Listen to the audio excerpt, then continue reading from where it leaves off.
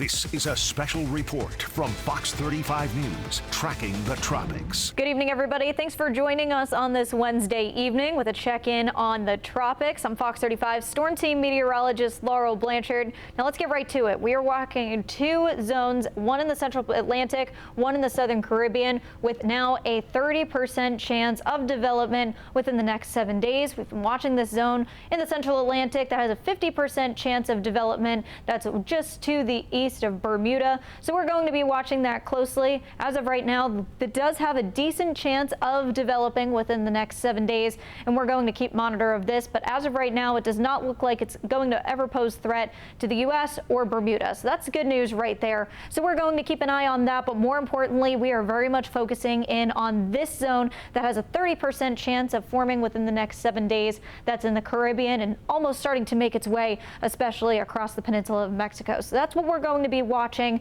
and this could definitely pose a threat to Florida in the Gulf, as it does have the potential to do a very quick development, especially in the Gulf. We're seeing some very warm ocean water, and with that very much acts as jet fuel, especially for any tropical activity, which can very much lead to very quick development with these kinds of systems right here. This is almost what we call a homegrown system, so a system that really starts to develop, especially within the Gulf. So that's what we're talking about. And as for timing, low pressure may form early next week, so then it could further develop as we head into later on next week. So that's a little bit of that timing. We mentioned those very warm ocean temperatures, and right now, especially where we are seeing that zone, 86 degrees, 87 degrees just off the coast of Florida, and also keeping 86 degrees in between Mexico as well as Cuba. And that for this time of year is extremely warm for ocean water, almost acting as like bath water. And that's really what's going to allow the possibility for this storm to really pick up